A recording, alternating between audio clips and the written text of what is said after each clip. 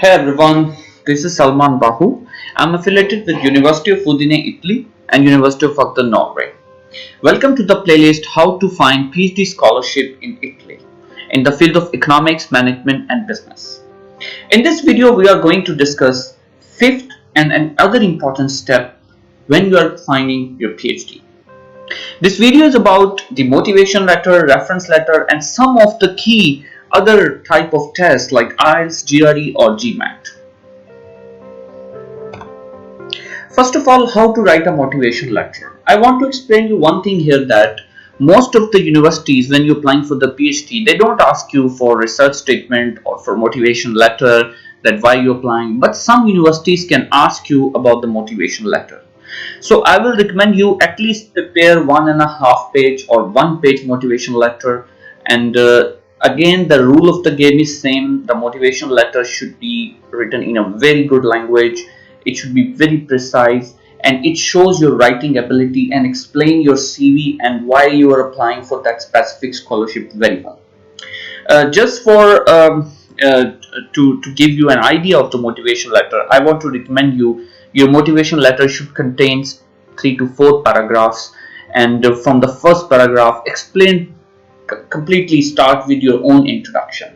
Why are you applying for that program? What is your goal? What is your academic background? What is your research?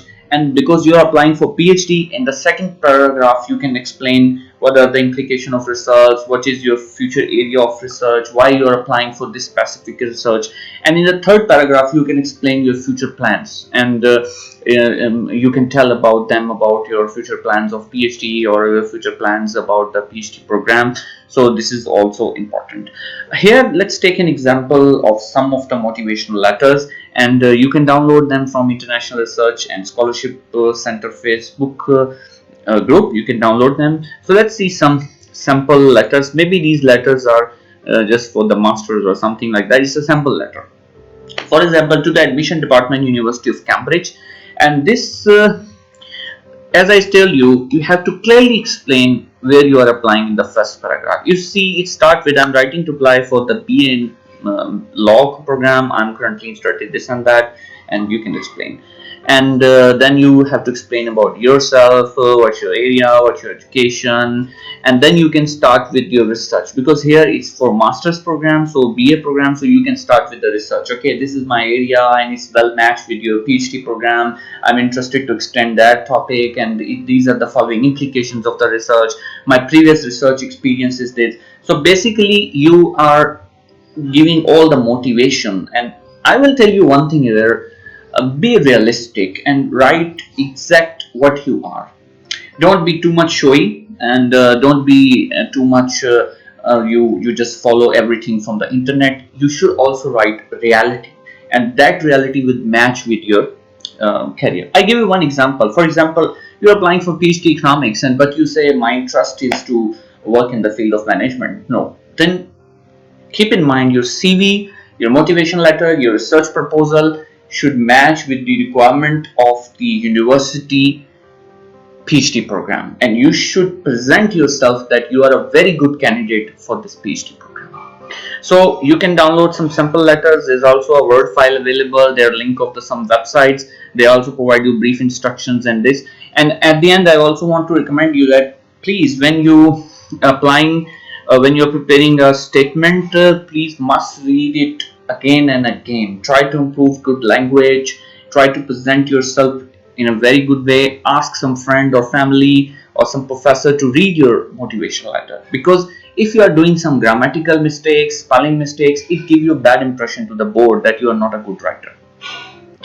Other thing is about the reference letter. One thing is, keeping in mind the reference letter is very important. Some universities even have some points, like 1 to 2 points of your reference letter, and then they also read about your reference letter. So I will recommend you at least give 2 to 3 reference letter from university professors. Okay, if you are from from your own country. And importantly, don't give to the professors who are very busy. They are maybe the deans or they are the top guys in their university, and they don't have time to write a reference letter for you, or they are very busy, because some universities ask you to say your referencee to upload the letter directly into their system. So if if the professor is busy, he has no time to upload the letter, then what's happened, you may lose some marks or you may lose your opportunity of the PhD. So keep in mind, you should be very clear about the references letter. If professors are busy, don't give their reference, and then try to, most of the cases student write the reference letter itself and professor can make amendment. So you are applying for a research program, try to explain about your research abilities, your education, your research abilities, your work experience, your overall behavior by the professor. You can request the professor that please highlight these things, or if you're writing so at least you can also give one professional link if you want. If you want three, if you have some work experience, some organization, so you can give 2 university professors and one of the professional link as a references. But university professor references are very good. They should highlight your research experience most importantly.